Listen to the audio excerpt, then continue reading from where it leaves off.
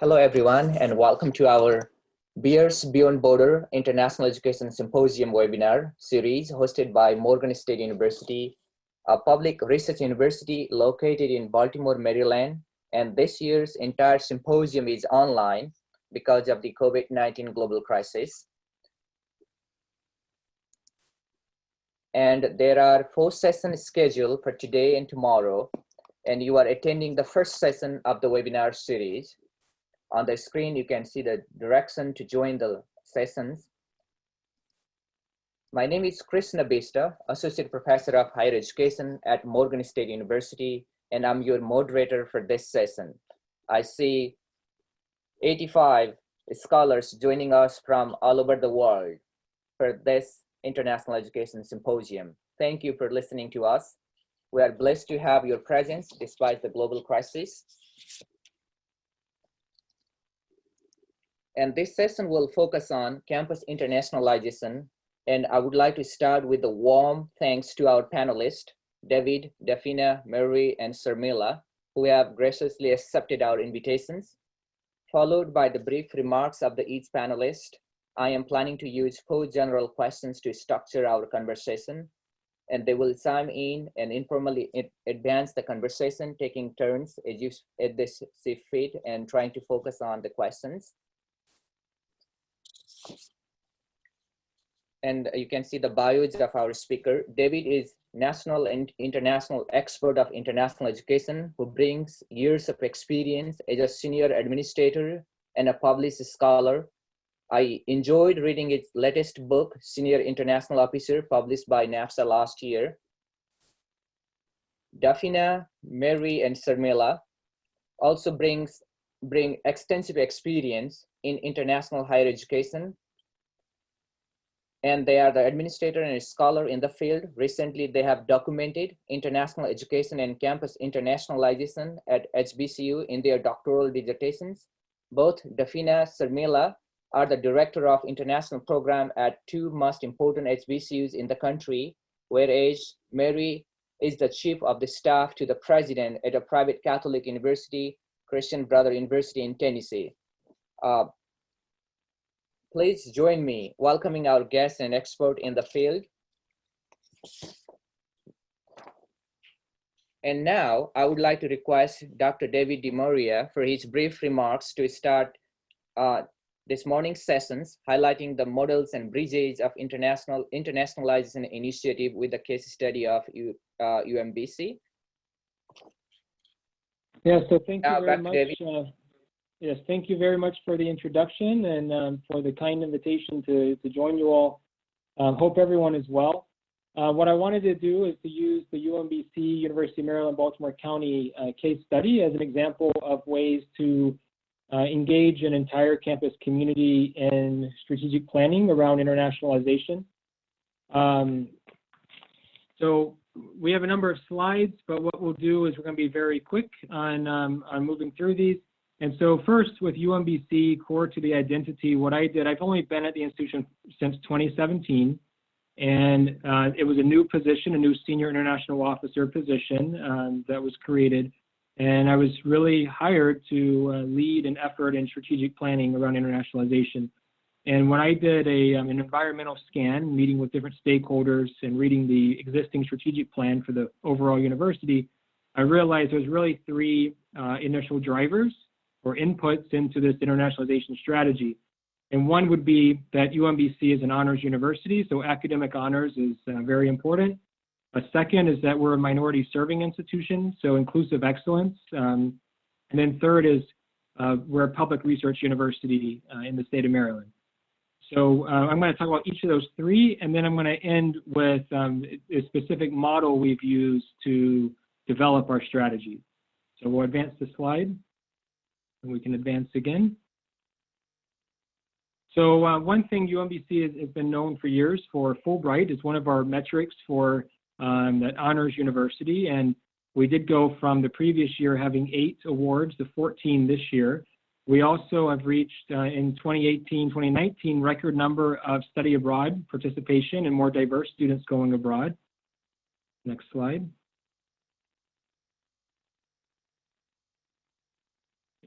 Okay, And then one of the things we did to increase access to students was we were able to get some funding, and recently we got some funding from a donor to provide an experience for students to go abroad right after they finish high school or secondary school. So before they enroll at the university or set foot on our campus, they actually have an international experience in the summer before their first year.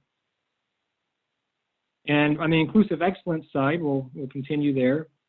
We've focused on Gilman Awards. It's a type of funding that we have available in the United States for students, diverse backgrounds to go abroad. We've made some, I would say, modest progress in that space.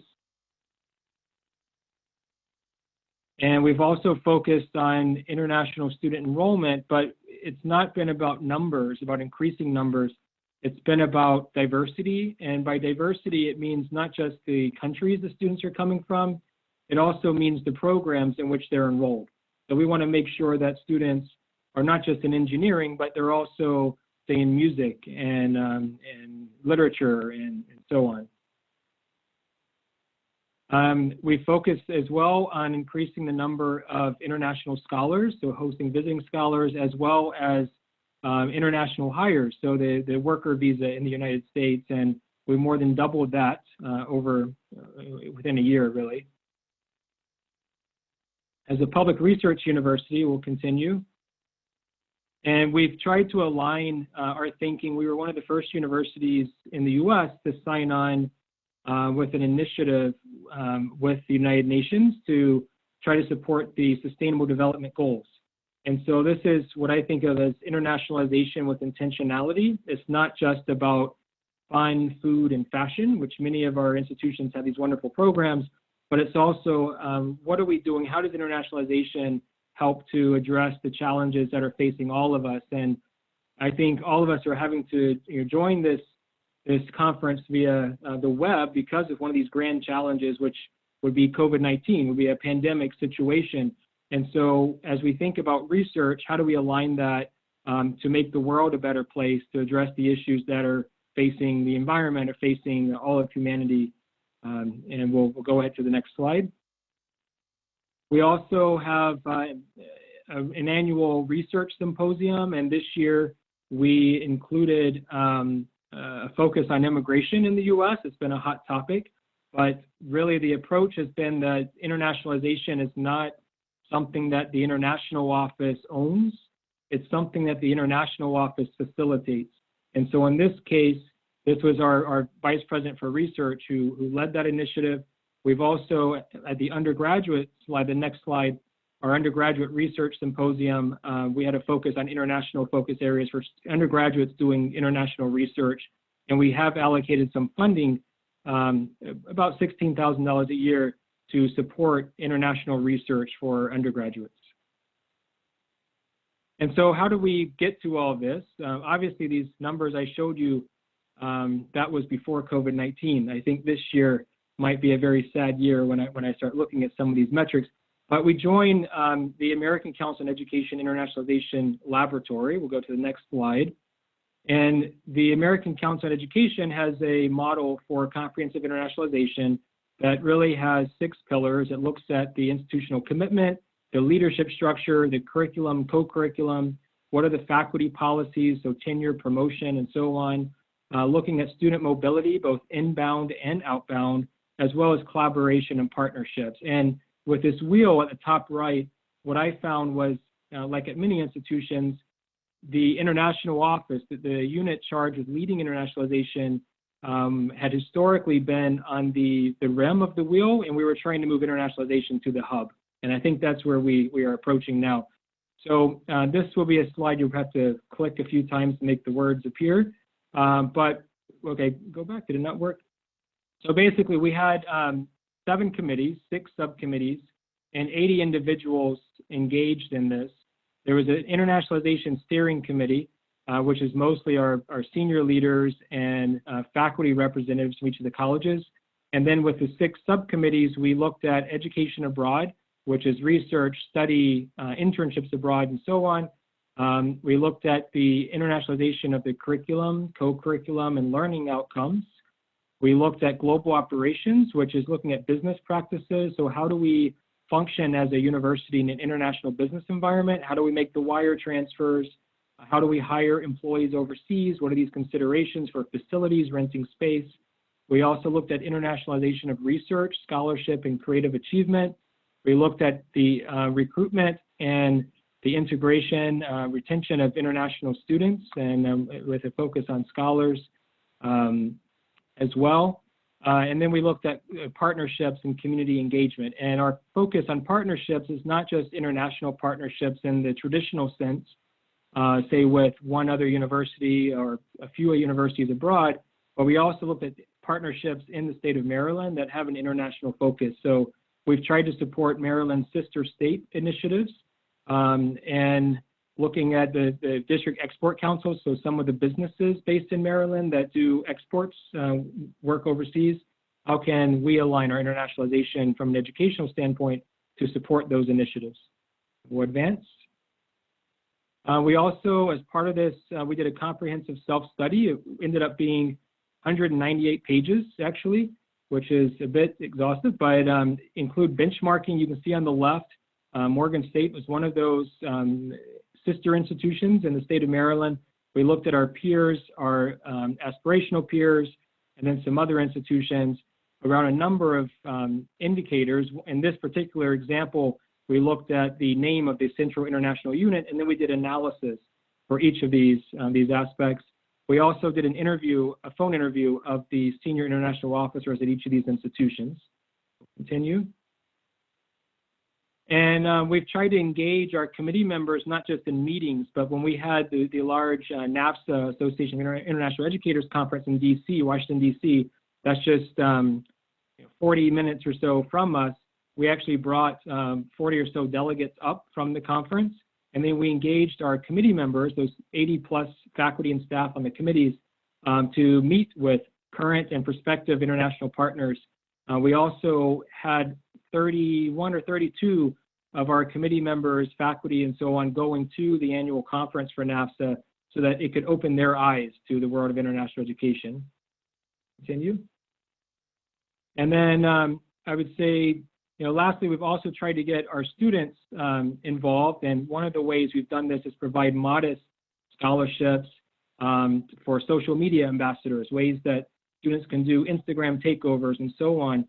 And our study abroad blogs that the students were doing have become like the top 6 for the whole year of anything that the social media the university has done. So that's been very successful. Our timeline just for the recipe we followed is when we officially joined the lab in August, we formed committees. We had an advisor visiting us, so a colleague from another institution who provided us guidance. We did the benchmarking. On the right, you see what's called value stream mapping. And so we literally started to dissect different aspects of internationalization. And in this case, this particular photo is showing the admissions process for international students and trying to find where are the barriers, the delays, and which offices are involved. We'll go to the last slide. And this is where we are more or less today, where we had our initial self-study. We had a university retreat, which included 300 faculty, staff, students, alumni to come. There were a number of sessions, and on the right is a sample of a handout at the session. So we had research posters based on our work in the Internationalization Lab. We've now had an external review, a peer review of other senior national officers. We're waiting for that report. And then where we are in this process is we plan to have our final recommendations, 5-year plan by this summer. And with the self-study, we did open it up to all 14,000 plus students, as well as faculty and staff. Everyone had an opportunity to comment. We didn't get 14,000 comments, but we got a few hundred, and that was good enough for us. So that's where I'll stop. Just wanted to give you that overview. Thank you. Thank you, David. We'll take questions from audience toward the end of the session during Q&As. And now the floor is to Dr. Dafina Diabate. Good morning, everyone, and thank you, Krishna, for the introduction. And thank you for the invitation to participate in the panel. It's exciting to be part of such an important discussion on a relevant and timely topic. And it's also exciting to see the focus on HBCUs as well as within the international community. So just going into the presentation overview. Next slide. Just a little bit about what I plan to cover is to include some of the research that I did for my doctoral dissertation at the University of Pennsylvania, completed in 2017, focusing on presidential leadership and the role of presidential leadership in internationalization at HBCUs, so bringing some of those findings. And then I joined Lincoln University in 2019, about a year ago. So just being able to apply some of those theories into practice and talking about how it really did, how we have progressed at Lincoln. Next. In terms of some of the salient features from what I was able to find on presidential leadership is that for a president, knowledge of the institution's people, issue, and processes is critical, as well as being perceived as honest and having honesty and integrity, and being able to earn the trust of the campus community. And then a third salient feature is being able to provide vision for the institution that people can support. So then in terms of HBCUs, historically Black colleges and universities, it's good to acknowledge the diversity of the institutional types. So there's one label and there's more than 100 of HBCUs in the United States, but in terms of the range of institutional types, it's good to acknowledge that they have a range of types. And an example is that at the AIEA 2020 conference, there was a presidential perspectives panel that included presidents from invitations to presidents from 3 HBCUs. And if you look at the ones that were invited, Lincoln was one, and our enrollment is 2,000, and we're located in rural context. Virginia State University was invited, and they have about just under 5,000 students, and they're in a small city location. Morgan State president was also invited, and their enrollment is in close to 7,000, and they're in the urban context of Baltimore. So those give you an example of 3 different institutional types when we say HBCUs. However, it's also helpful when we look at research to acknowledge and be aware of the shared cultural experiences and placement within American society for HBCUs, and that gives us some context to have when we approach our research. So in terms of internationalization at HBCUs, the contemporary climate, some of what I was able to find is that one key feature often, and is not again for all of them, is presidential turnover. So when I was trying to identify which institutions to focus on, trying to identify presidents who had served for a significant number of years, narrowed down the eligible institutions I was able to research on. So that is relevant when we look at implementing internationalization strategies, the presidential turnover. Another issue in the contemporary climate is that for the senior international officer, or whoever role it is to advance internationalization at HBCUs, it's important to recognize the competing institutional priorities.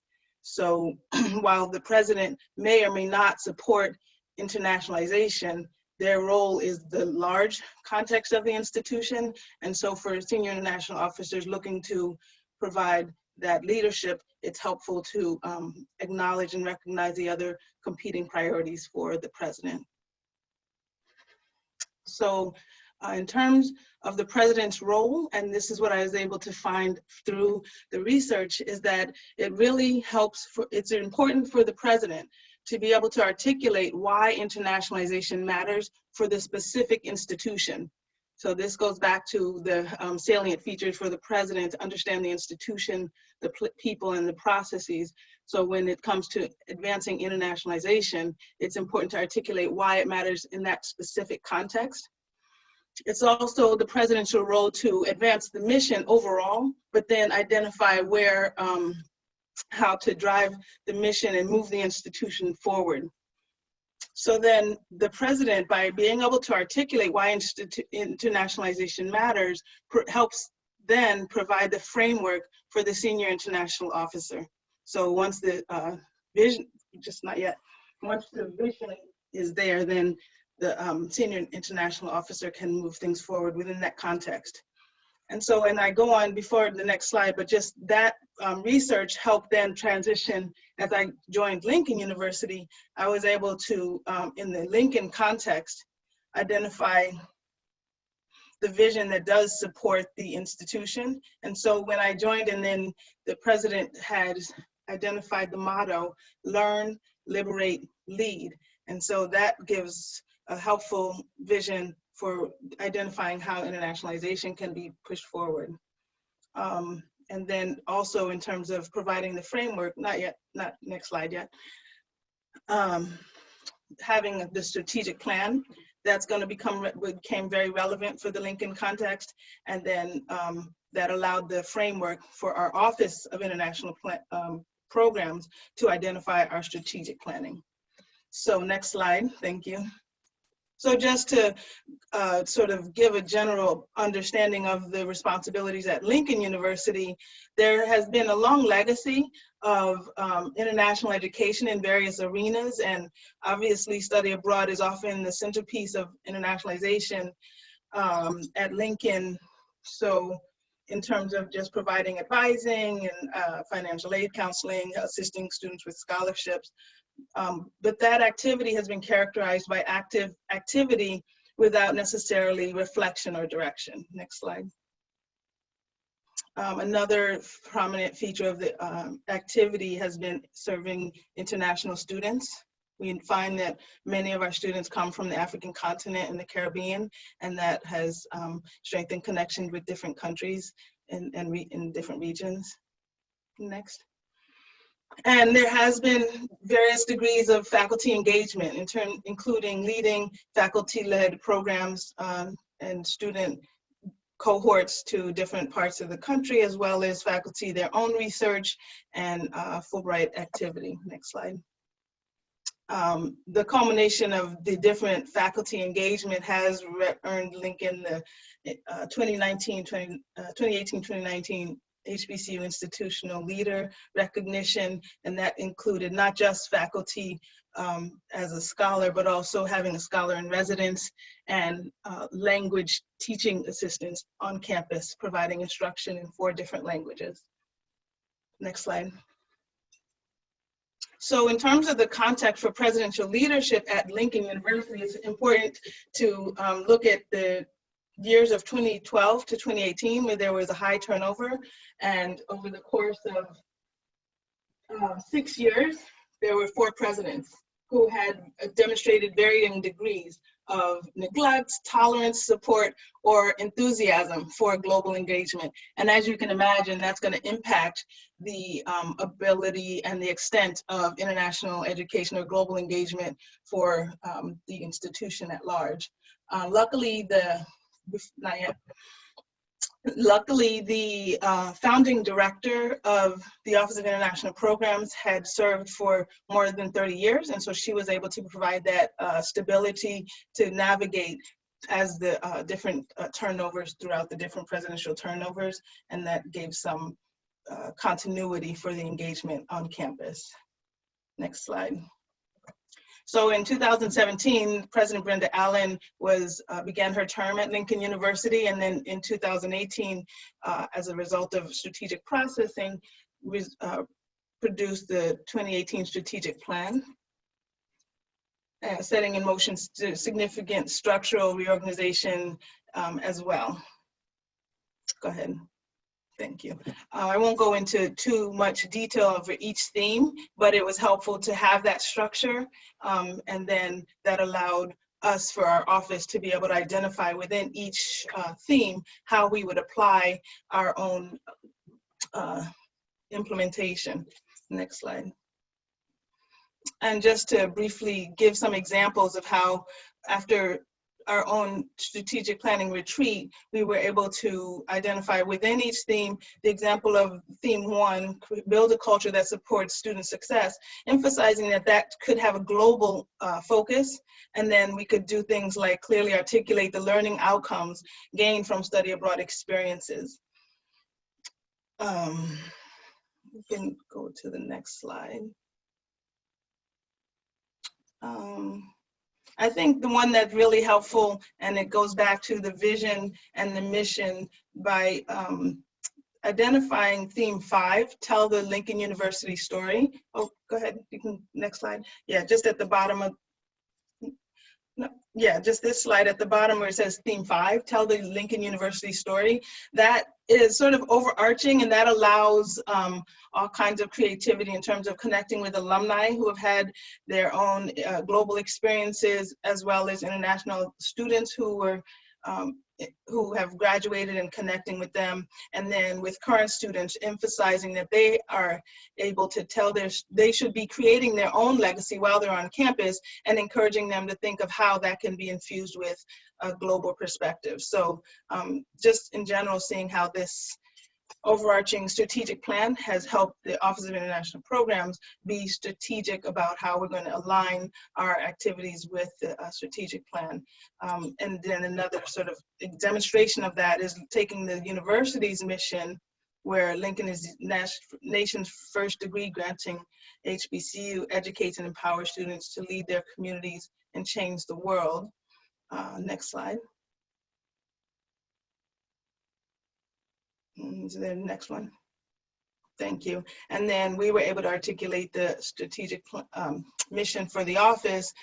Office of International Programs cultivates global learning and cultural appreciation at Lincoln, empowering students at the nation's first degree granting HBCU to affect positive change in their communities and the world, and then identifying how we do it. So facilitating education and international experience to enable students to discover their connection with the world, providing services to enhance the lives of international students on campus, and leading initiatives to make the university more culturally inclusive and connected with the global community. And I think by the third point, bullet point, that allows us to be overarching, and that allows us to be creative how we're going to make that applicable within our specific institution. Next slide. And then just the motto, we were able to add, learn, liberate, lead the world, and just trying to encourage that vision across campus. Next slide. So thank you.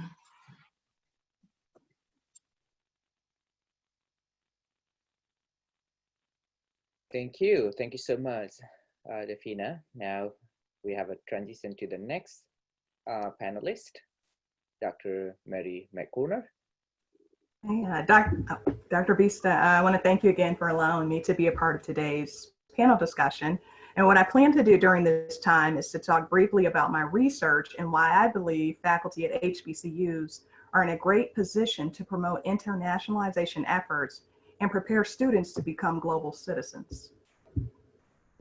So on the next slide, I just kind of talk about why foreign educated faculty, right? So in 2017, I completed my doctoral dissertation, which is entitled Perceptions of Teaching Excellence and Examination of Foreign and US Educated Faculty at HBCUs. And I'm often asked why I have an interest in understanding the experiences and views of international faculty. And prior to my work as chief of staff at Christian Brothers University, I actually worked in the International Student and Scholar Services of higher ed. And I did that for 10 years. So I worked as an international student advisor, and then I switched over to working with our international faculty population. And I would file H-1Bs and employment-based green card petitions for our faculty.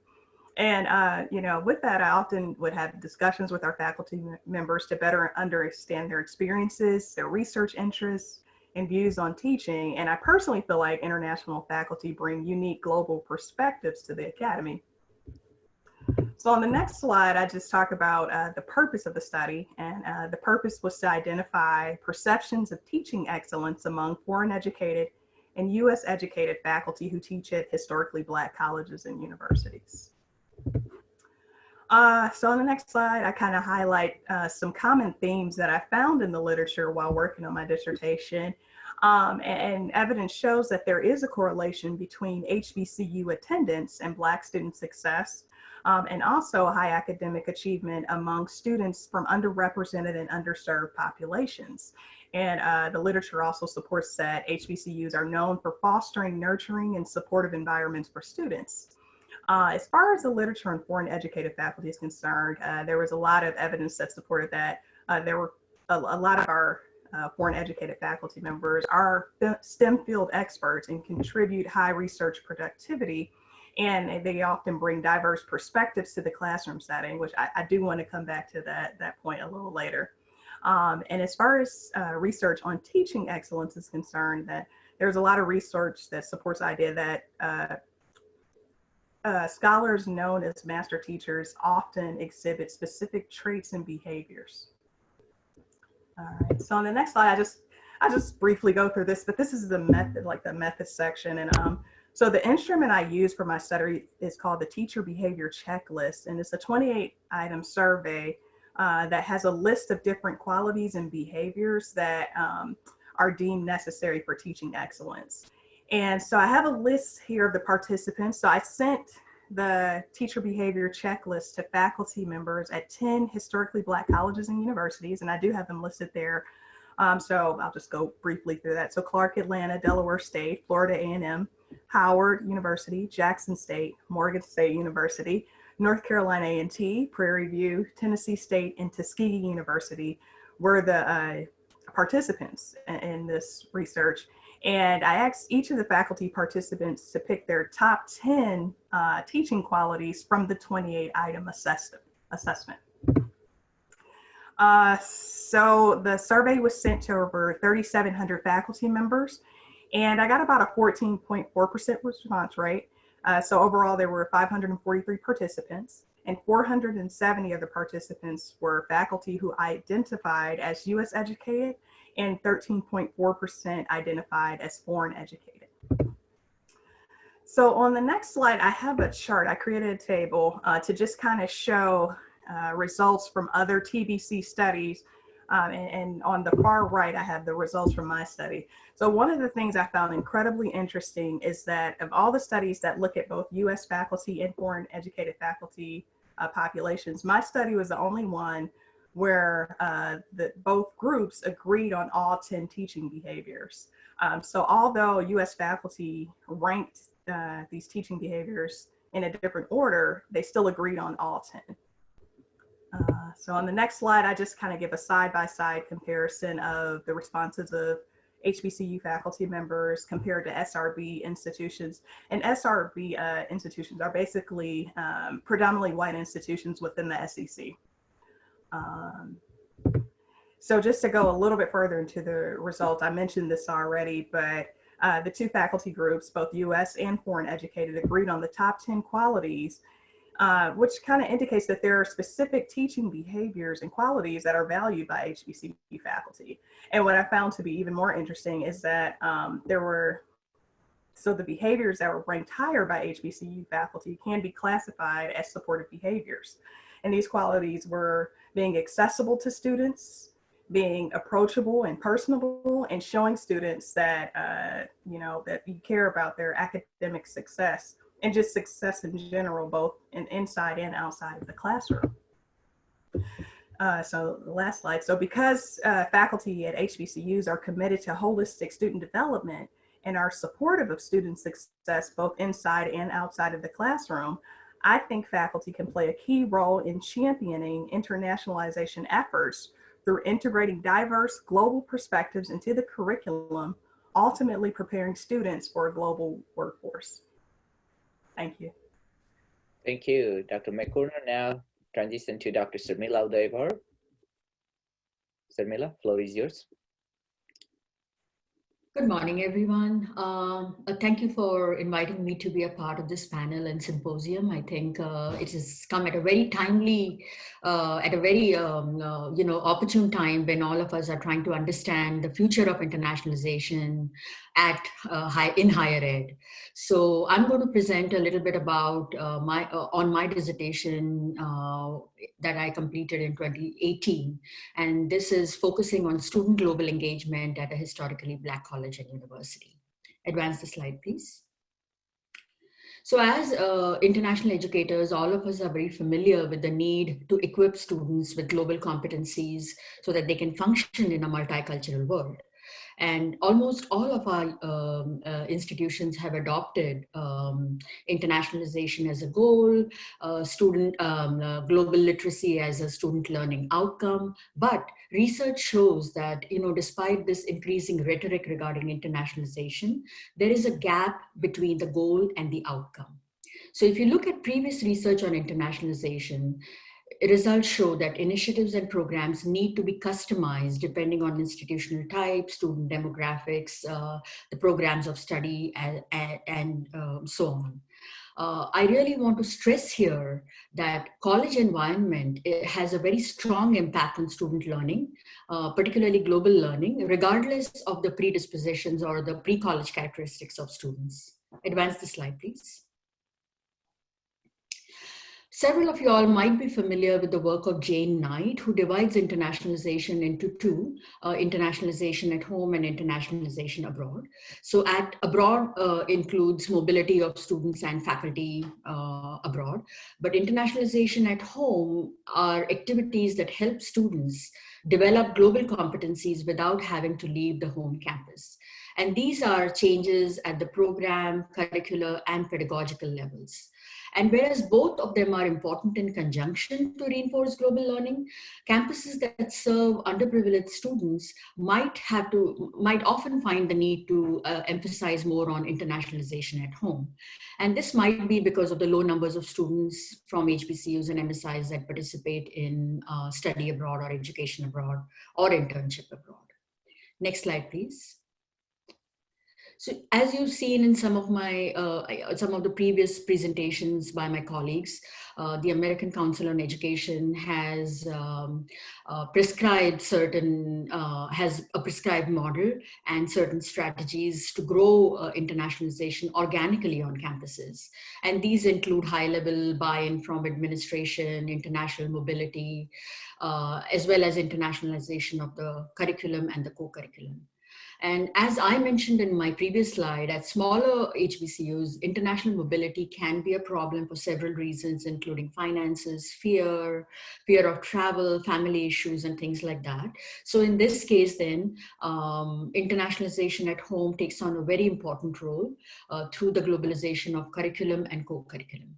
As an educator and a practitioner, I was very interested in assessing the relationship between what we're doing, the programming that we have on our campus, and the global learning. So basically, I was trying to see, are we really getting to where we want to be? Are these students really gaining global perspective as a result of our curricular and co-curricular programming? Advance the slide, please. So this study was based on data that was collected at my institution. I used archival data, the National Survey of Student Engagement, or NSE, the 2014 data. This is an annual survey that many institutions participate in to understand the engagement of their students. And since 2014, they have a topical module, the Global Perspective module, Global Learning module.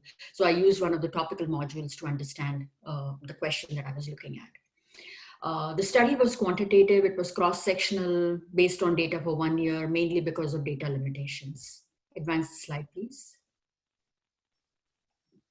So I was basically interested in two areas, understanding two areas. One was the impact of campus environment factors, such as interactions with faculty, supportive campus environment on the global learning of students. And the second one was the impact of globalized coursework on global perspectives. Next slide, please. Just to give you an idea about the design that I used, it was based on Alexander Aston's IEO model. This is also called as the Input Environment Output model. And I just want to clarify a little bit. I'm not trying to be too technical because I realize that there are a lot of people in the audience who might not be interested in quantitative studies as such. But just to give an idea, I treated the two groups of freshmen and seniors as separate groups, no comparison. I used multiple linear regression and blocked hierarchical linear regression to complement the IEO model. That is the recommended statistical analysis for this model. And I've listed the input, environmental, and output, that is dependent variables that I used in this study. And you can just take a look at these. Next slide, please. The sample that I used, basically this survey is administered only to freshmen who are in their second semester and to seniors who are in their last semester. NESI uses census administration. They send out an email to all freshmen, all seniors that are identified by the institution, and students self-select participation in the survey. So my final sample was 623, of which 320 were freshmen and 303 were seniors.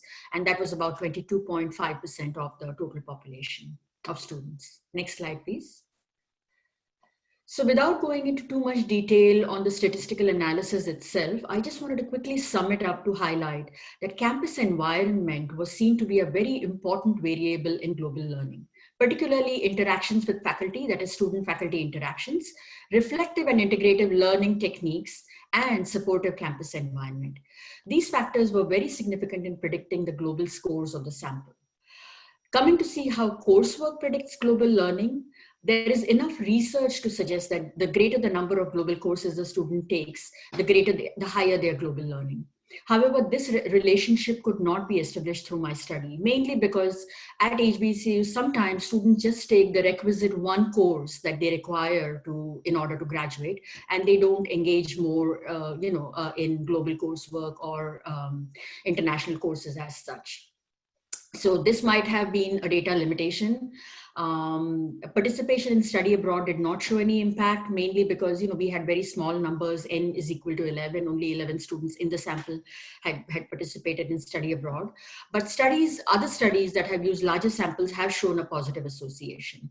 So these findings just show that the institution, at any institution, the college environment can play a very vital role in shaping the global competencies of students. However, it is very important to consider the background characteristics as programs need to be reshaped for better outcomes. Next slide, please.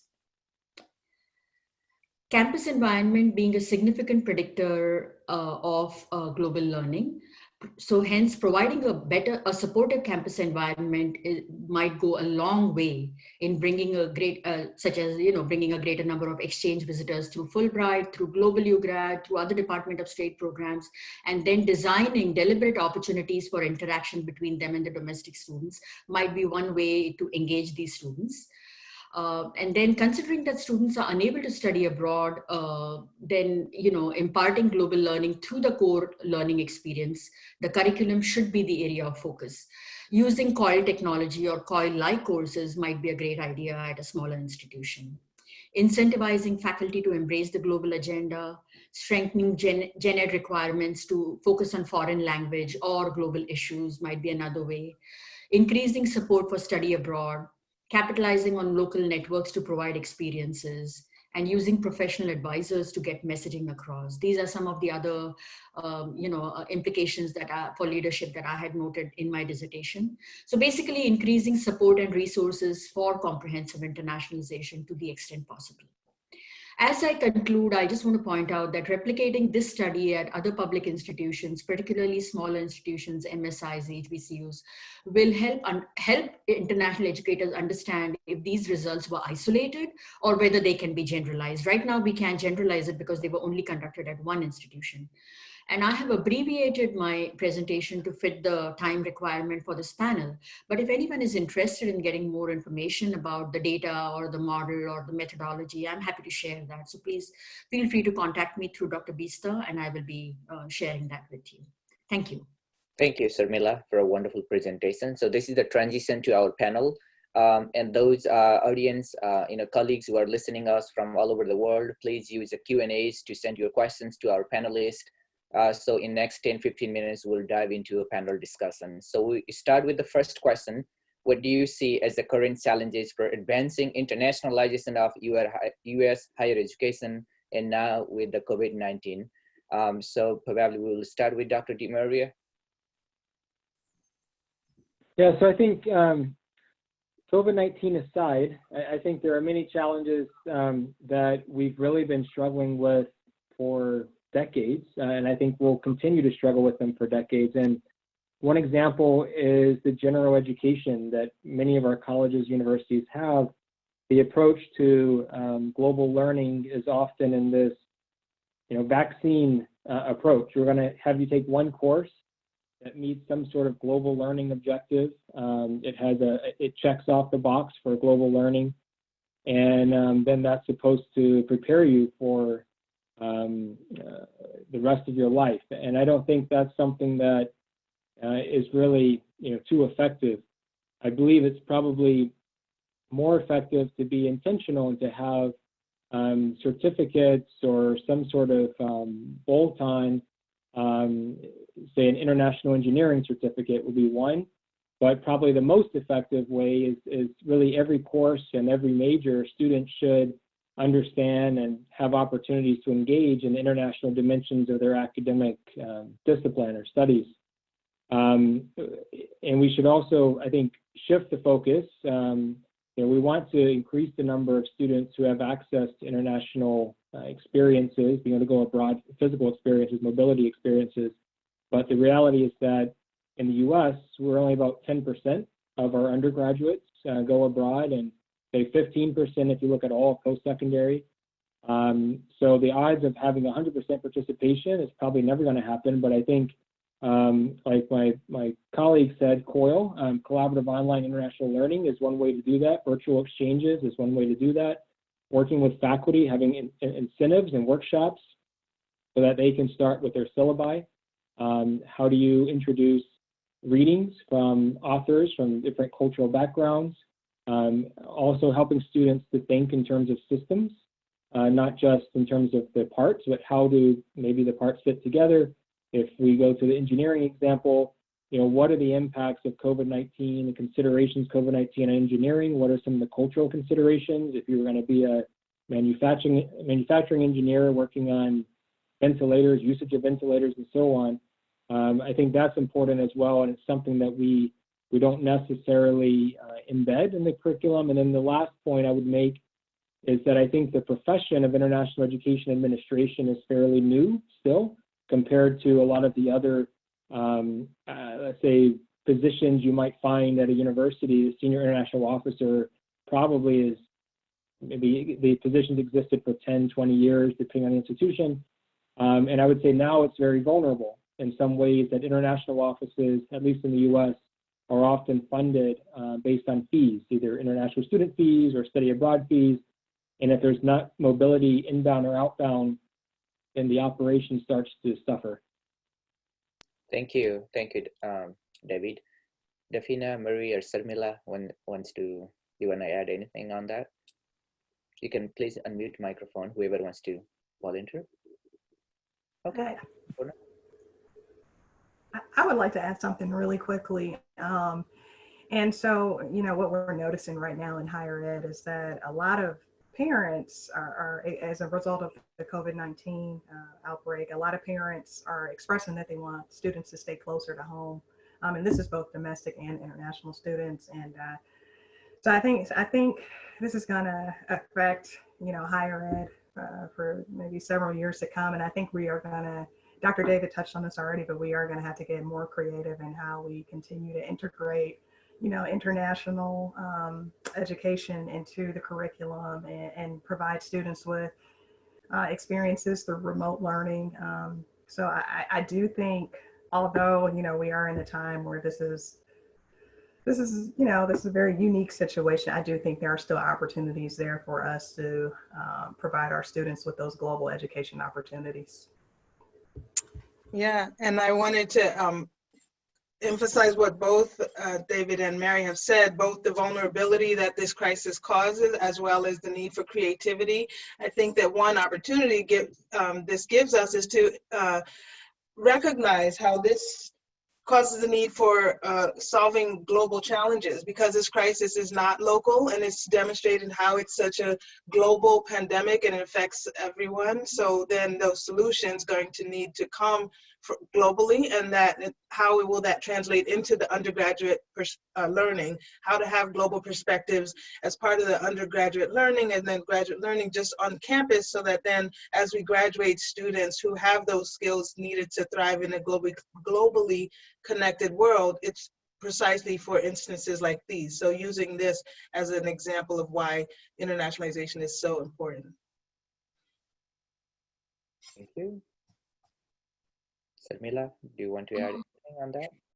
So this whole crisis and the pandemic is also attributed to globalization, and which has begun cannot really be stopped. We can't now undo globalization. We all have to progress it to the point where, you know, we can stop things like this. So just thinking of what can we do, since we are going to be faced with the challenge of mobility, is, you know, smaller things on campus, such as, you know, maybe conducting intercultural workshops for faculty and students, maybe doing more online learning facilitated by technology, maybe, you know, interspersing this in our gen ed requirements, maybe more area studies, maybe more language learning. But these are things that we all as campuses need to really focus on to see what fits in with the models that we are using, or what could be a good practice to use on our campus, and continue this the practice of globalization as we go forward.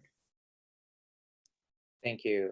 Thank you. And many educators are saying that the global crisis is a reset button for the new direction of the education, or the entire, you know, the system that we have been experiencing.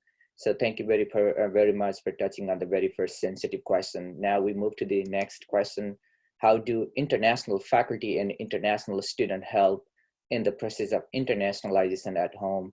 And now with the COVID-19, earlier panelist has, you know, touched on this to some extent. Anyone wants to elaborate on this question?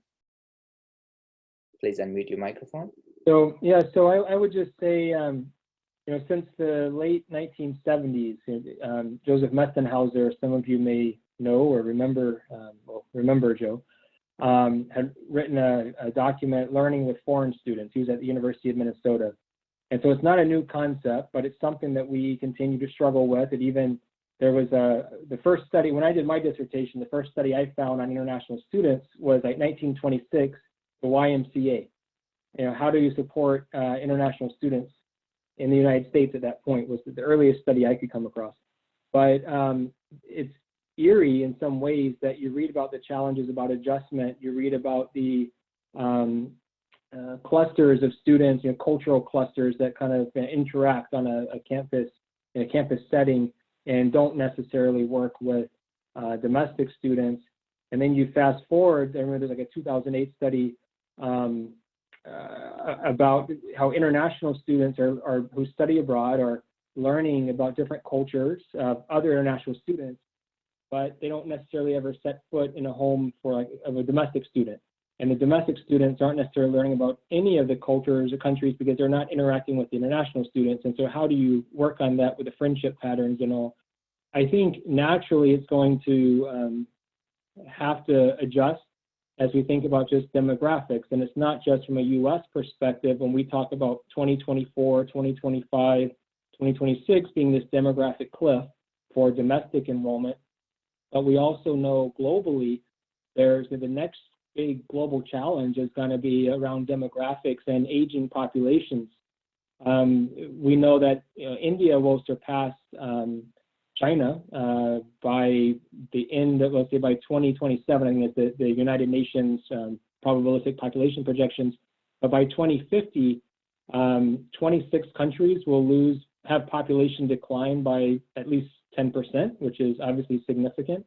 And so more countries are looking then to recruit international students, and they're tying their recruitment strategy, and these are national level strategies, to the workforce development, meeting the immigration needs to have people who are then paying into pension plans and filling essential roles in the economy. I think international students and faculty will continue to play a vital role, as they already do. The United States, obviously, there is no national strategy for international education, at least not the same type that you'd see in Canada and in other places.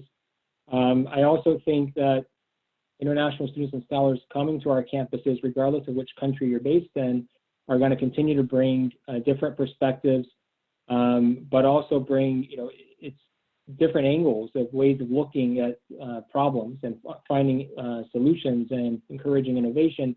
And that really, I think, takes us back to the Sustainable Development Goals, whether they're seen as global challenges that are far away. Well, these are problems that really aren't that far from our backyard. And I think, again, COVID-19, from the US standpoint, a month ago, it seemed like it was such a distant problem. And now in the state of Maryland, we're in lockdown. We can't leave our house without a specific reason to do so. So I think we're going to continue to see this. The world, certainly globalization, as said, is not going away. And although globalization brings challenges, it's also, I think, the best opportunity we have to find solutions to some of these pressing problems. And international students and scholars help with that. Thank you. So just two quick points that I want to make is that recently we have been getting, higher ed institutions have been getting a lot of negative press about treatment of international students. Where campuses might be paying attention to the physical needs of these students, but not necessarily the emotional and mental needs of these students. And I recently read an article about how we treat our international students now during the pandemic is going to impact us in the future with terms to recruitment. If we don't treat them well enough, if we don't attend to their mental and emotional needs, it is likely that international enrollment to the United States will go down. And so that is one thing that I want to point out to all of us, because we are all international educators and we are in it together. The second thing is that international faculty and international students on a campus are great, but unless we have a deliberate design through which we bring about interaction, that interaction never happens organically. It is very rare to see two groups of students, just interact because they're together in a common place. That has to be designed, and that for this, there has to be some buy-in from administration, from higher administration, particularly with regard to international faculty. They have a lot to share, but unless a specific attempt is made with regard to their time or their effort, or even with tenure and promotion policies, I don't think that automatic transmission of internationalization happens. The second thing is with international students as well, programming needs to be very deliberate. To bring these students together, to help them understand how they can engage each other and how they can contribute to each other's learning. So I think that is something that as international educators, we need to focus on going forward. Thank you. Dr. Sharmila touched on this, and one thing I was going to add was about administration. So I think, I already touched on how international faculty member can be key constituents in, pushing international education efforts forward. But I really think that a lot of institutions, we are going to have to press the reset button, right? And with that, we need to look at our strategic plans, and then now is a good time to include, if we don't already have international education or internationalization related efforts within our strategic plan, now is a good time to include that, because we have to get very creative in how we promote these efforts. I wanted to appreciate the way that, Sharmila, you articulated the need for intentionality with in terms of benefiting from the international faculty and students on campus. And I think specifically what we might find is that it's important to recognize, even within the groups of people who are from other countries, it's important to recognize the variation within the groups. So people from the same country might have nuances of alignment or barriers within that without being aware and recognizing what those individual, cultural, and historic backgrounds of the people that are making up that community, then it might result in being tone deaf and counterproductive. So it's important to recognize the variety and the background within the international student and international faculty populations. Thank you. And many of us, know that across the country, we have a large percentage of former international students are the faculty who are teaching in our community college 4 years and in 2-year institutions. And many of these former students are the very successful senior administrators who have been serving as a department heads, dean, provost, and even university president and chancellor across the country. So I think, yes, it's the time to be mindful how we carry on the conversation. And many of us who work every day with international students, I think this is significant. And the number of international faculty members is growing very fast. If you look into the big countries like China, 120,000 faculty have been teaching in the US. And many of these scientists, scholars, researchers, they are the foreign students, one-time former students who are now citizen or the faculty or administrators. Thank you. Now, this is a great segue to move to the next question. Meanwhile, my colleague Sharon Grenades has been monitoring questions. Please post your questions using Q&As. We'll be taking your questions shortly. So in our next questions, what are the particular opportunities and challenges for internationalization at HBCUs? And two of my colleagues here, have extensive experience, and even Dr. McConner has done her extensive studies looking into faculty from HBCUs. So 3 or 4 of us are here. Would you like to chime in, add any information that you'd like to say for this question?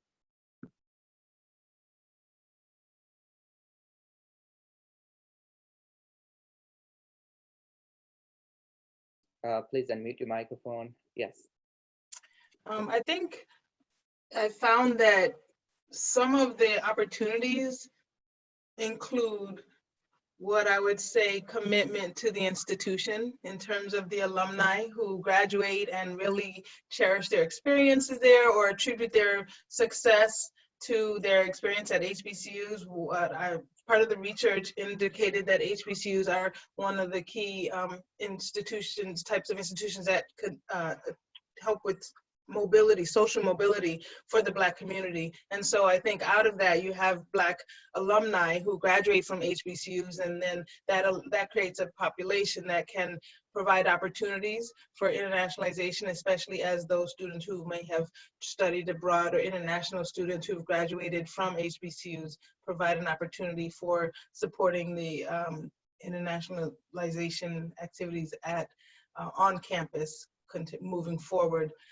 In terms of the challenges, I think for whatever percentage a campus has a student population with either individual limited resources, that makes it challenging for when trying to advance things like study abroad and just trying to identify. It requires becoming creative and looking for other opportunities to achieve the same goals.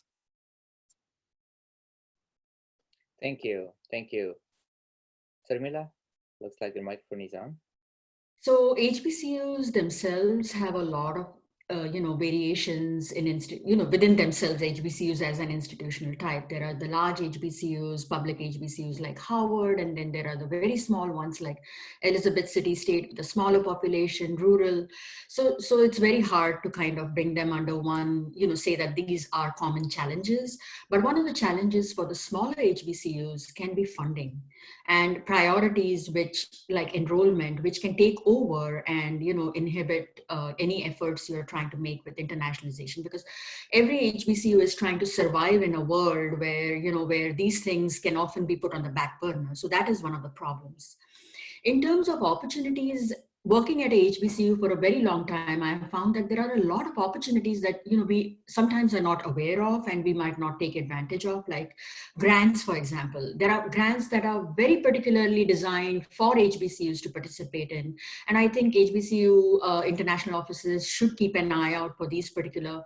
Like recently, World Learning had a capacity building grant that was mainly designed for HBCUs and MSIs, which I thought was a great idea, and they were giving out something like 20 grants. So, so it is an opportunity. There was a grant that the Mexican government had given recently to promote study abroad in Mexico for HBCU. So the point I'm trying to make is that there are a lot of opportunities available through the federal government, through other governments, international governments for HBCUs, and those can be opportunities. The other thing is, getting engaging in Department of State programs and bringing exchange visitors. That is a great opportunity. We have hosted Fulbright FLTAs on our campus for the last maybe 14 years, and we use them in a variety of ways, not only to teach a language, but also for programming. And I think that is a great way to kind of engage the students, help them learn about a country like Morocco, a country like Nigeria, a country like China, and at the same time get them interested in the language. So those also are opportunities. Then you have the COIL teaching or COIL-like teaching. There are also programs through the Stevens Initiative, through Solia, that HBCUs can participate in, and that costs really a fraction, but can engage your students in very, very diverse ways. So those just are a few thoughts that I wanted to share with you all. Thank you for listening about all that. Thank you. Now, myself, in the HBCU legacy and heritage, it's really nice, to have explore these opportunities for the faculty and the students. It is really nice, and I think we have to embrace our history, legacy, and expand the collaboration. And I know out of 102 HBCUs, many of them even are not qualified or have not extended their international experiences. Probably is the time to join hands in this legacy and continue collaboration with other institutions across the country. And the COVID-19 has given another pressure for us to look outside the box. Thank you. And now this will be the transition for our next question. How can the senior administrative leadership, president or provost, advance internationalization at their campuses? Although we have touched these questions earlier, maybe we can do a sort of follow-up on this. Maybe Dafina, you'd like to add anything? Or okay, Dr. McConner. Yeah, so I think one of the biggest things, and I touched on that a little bit already, but just making sure that there's someone who has a seat at the table who understands the importance of internationalization and international education in general. So one of the things we've been lucky at CBU because, I have direct access to our president, and I get to talk about the importance of, study abroad and bringing international students and scholars to the university. But even if there isn't someone, you don't have an administrator who has direct access to the president, I think that there is opportunity for faculty and students to, get together and kind of talk about the importance of it and find a way to bring this to the attention of administration. So that way it can become a priority. So that way it can be included in the strategic plan. Because I found personally that sometimes, even as an administrator, I could bring something to other administrators' attention. But if you get a group of students together, or if you get some faculty together who say, hey, this is important, we really need to consider addressing this, I found that, they'll listen. They're like, oh, wait, we can't, we can't upset our students. We can't upset our faculty. Let's find a way to really address this, because this is clearly something that's really important to a lot of people. Great, thank you. David has recently published a book looking into senior international leadership and their roles.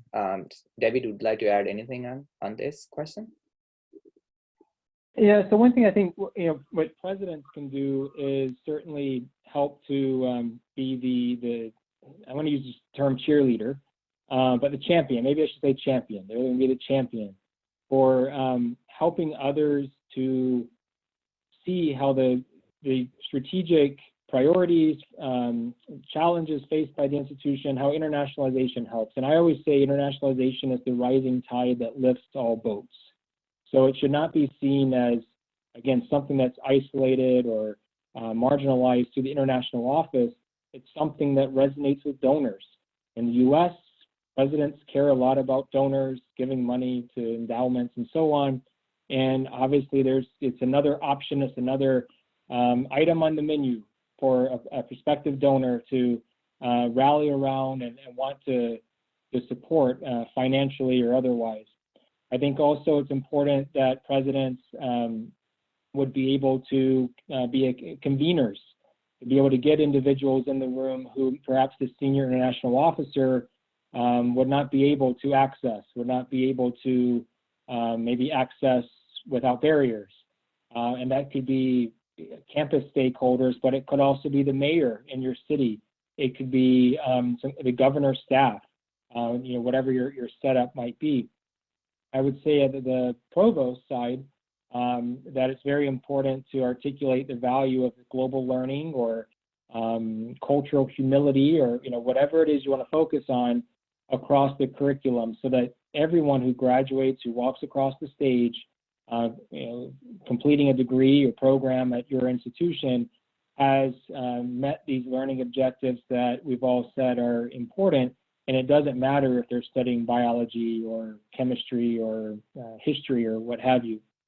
For the senior national officers, one of the things that I highlighted in my book is that there's not just one type of senior national officer, right? I actually identified 9 official types, and then a 10th one I would call the deputy SIO, because some of these larger institutions, you might have an ambassador, senior national officer, someone who doesn't need to know how to work with CVIS, how to repatriate students who are abroad, but they do need to be able to open doors to ministries of education, to shake hands, to work with donors, and so on.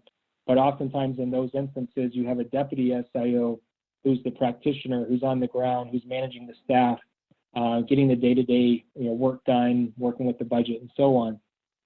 But really what I did with the 9 types of SIOs is looking at strategic alignment.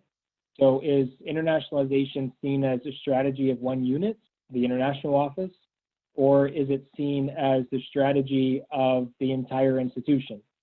And it doesn't have to just be the international office. Many institutions might have multiple international offices across colleges. So it might be the College of Pharmacy has an international office that's doing one thing, while the College of Liberal Arts is doing something completely different, and they don't necessarily talk.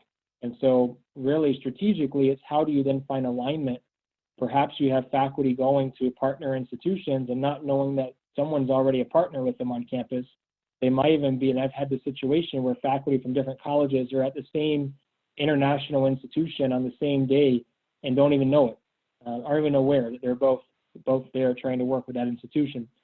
So you have that one access, let's say, of strategy. You also have one of urgency. And so is it something that there's a crisis situation? Maybe it's an enrollment crisis. Maybe it's a health, safety, security crisis. I imagine right now, many institutions with COVID-19, if they didn't have insurance plans for their students abroad, if they didn't have emergency plans for helping those individuals get on flights to return home, if they didn't have a system for tracking who's abroad, when, and where, that they probably will after this. We have an urgent situation. At the same time, as I mentioned, that demographic cliff, there's an enrollment situation. So it may not just be recruiting international students to enroll in programs. It might also be how does the institution compete for domestic students or students, because the learning is seen to be more relevant. It's going to help you get a job with these multinational companies or with the government. At the study abroad side, are there ways to lower the dependency on parties where students might pay tuition to someone else and then transfer credit back? If there's a investment in having more exchanges where students pay tuition and then just go overseas, that would certainly help with enrollment and revenue. So urgency, I think, are the two used, and knowing that, looking at this model, the framework, SIOs, I think choosing where they would be the most effective and where it would be a good fit for them. For hiring, can hire SIOs. Do you need a firefighter to put out? You need that ambassador who's going to go around shaking hands and today. Maybe we're doing the elbow, right? That's what we're doing these days with COVID-19. But getting those donations coming in and working with at maybe a policy level. Thank you. This moment, I'd like to acknowledge the work of 2 visionary leaders that I've been working with, David Wilson, the president of Morgan State University, and Jakob Asteki, Assistant Vice President of International Affairs, who are visionary leaders, and they established the first HBCU branch campus in Ghana, and they have been extending a wide range of international programs, and I'm very pleased to work under their leadership. Before we move to next section, do we have any comments, any thoughts on this question? Okay, thank you. Now this is the time to take the questions of our scholars who have been listening us, hearing us, seeing us. And then as a panelist, you can see their questions on the screen. Please, you can answer them as well. And Sharon, can you select 1 or 2 questions to start with? Yes, if everyone can look at their Zoom webinar chat, I just posted the first question from our guest. And it says, should there be a universal protocol for this type of situation, COVID-19, for return or not? Do you consider that students should return to their country if the host university continues its classes in online mode? And we'll leave that for our panel to answer. Unmute your phone.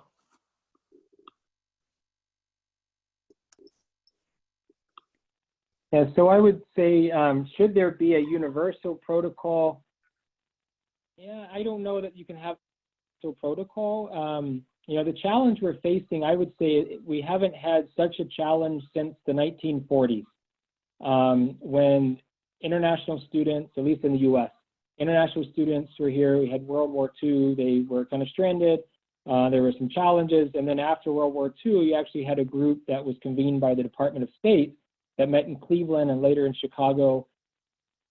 2 years of these meetings, NAFSA was created. NAFSA, Association of International Educators, is where, that's kind of the history, was after World War II. We're in a similar situation now where we have students who may choose to remain in the US because is perceived as better than back home, and you might have students who want to leave the US because the situation back home is perceived as better than in the US. At the same time, we know that international students come with a variety of goals. Some students, they would take out a loan to pay for the cost of education in the United States, and really hoping to get practical training at the end, to be able to get practical experience, not just the classroom experience, but practical work-related experience that enhances the value of the U.S. education. And in the meantime, they are able to accept payment during that period, and that's a way to pay off the loan to the bank or wherever you might have borrowed some money. The challenge now with students who are planning to graduate in May is that the job market right now is there's a giant question mark on whether employers will be hiring or not.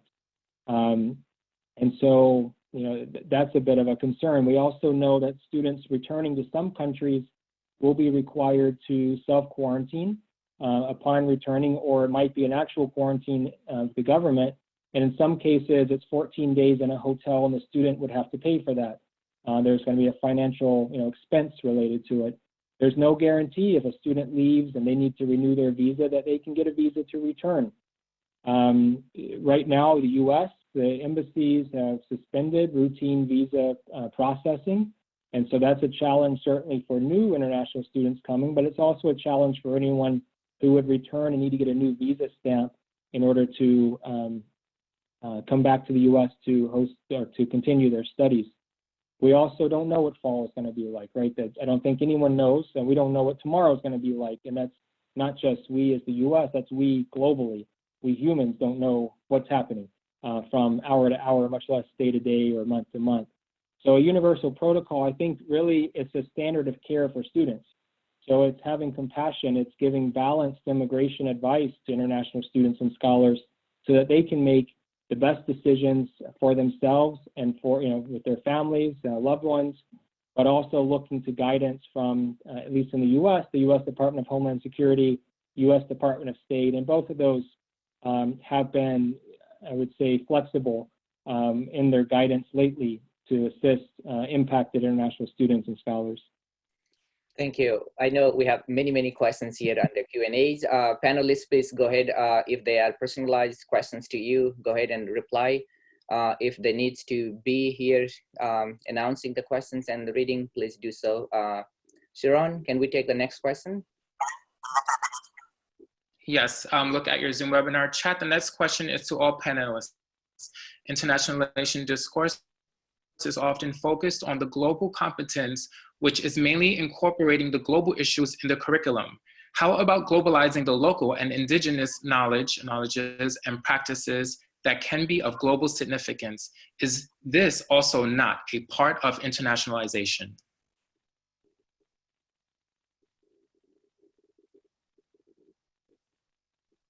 Okay, who wants to volunteer?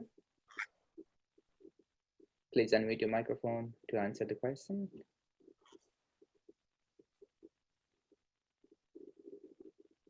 I know this is a great question. Well, I'll just real quickly just say I've served as a senior international officer in different parts of the U.S. And before Maryland, I was in Montana, where Montana has 7 sovereign nations, reservations. And that was certainly a major part. I know in Canada as well, this is a major part of internationalization. You want to recognize the local indigenous knowledge. So international and global, it's not something that's foreign. I won't say it that way. It's something that's universal. And maybe that's where we do need a universal protocol is looking on connecting the global and the local. And you've heard of people talk about globalization, globalization. Thank you. Yes. I also strongly agree that there should be two-way traffic that is not only looking into international and global phenomena, but also we should highlight the local context, local knowledge. And that's why as a part of the HBCUs, we are also focusing on our legacy, the history, heritage, and how that influence to advance the knowledge and how we can impact, understanding to each other. So definitely it should be focused of looking into indigenous local knowledges, practices to have a two-way traffic. Sharon, do we have a next question? I know our panelists are answering some of the questions directly, indirectly using the chat. I just wanted to, highlight one more point about this particular question. So recently there has been a lot of conversation about study abroad and study away programs. The study away programs are conducted nationally, but they are focusing mainly on indigenous knowledge and indigenous history and tradition, which a lot of our domestic students are unaware about. And so this is a great way also to, just like both of you said, to incorporate this information in the piece. Maybe we can take one more question. I know we're already top of the hour. Okay. Well, questions came in about funding and what it also looks like when we return to in-person campus experience. What are those activities that were top outcome performers? So one question is about funding. How do we get funding? And then another question is the activities that we can do when we're back to in-person classroom settings. And then also while we're mobile, what type of internationalization opportunities do we have and can provide for our students? Please unmute your mics.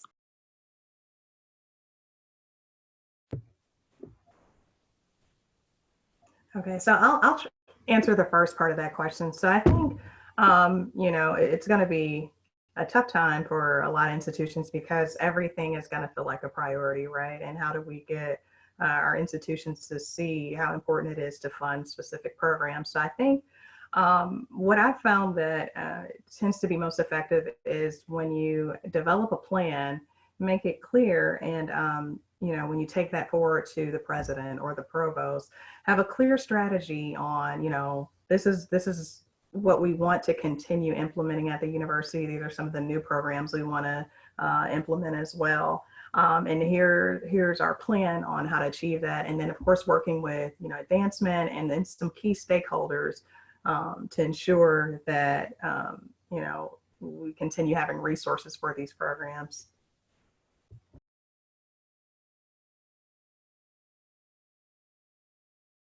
Thank you very much. Maybe we can take one more questions here. The question goes, how do you see internationalization addressing the skill and attitudes of the global competence, since the global competence is much more than simply conveying the knowledge about the world? And this would be not only for the students, but also the faculty and the staff. So the focus is the intercultural competencies, understanding global competencies, intercultural relationship. Maybe any one of you can chime in on that.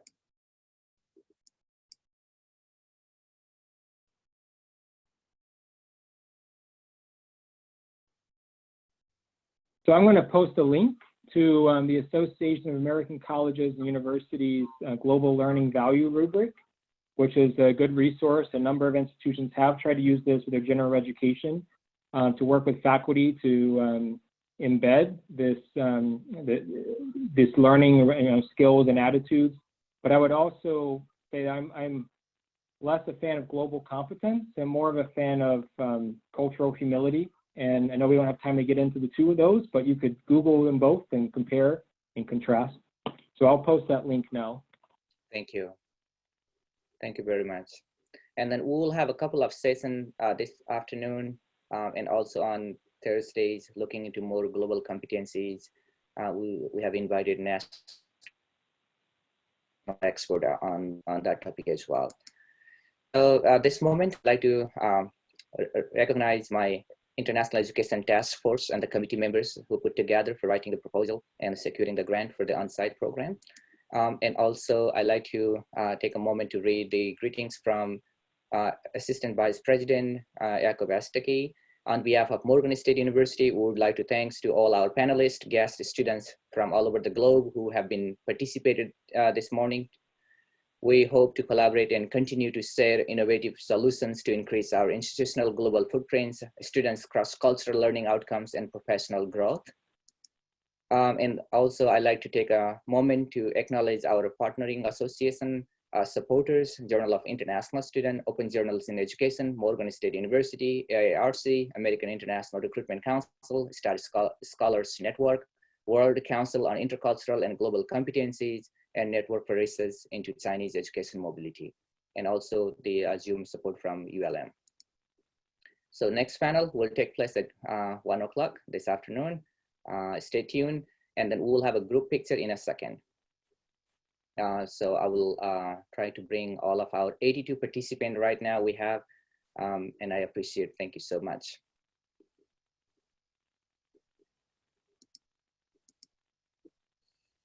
If everybody can stay on just for the group photo, that would be great.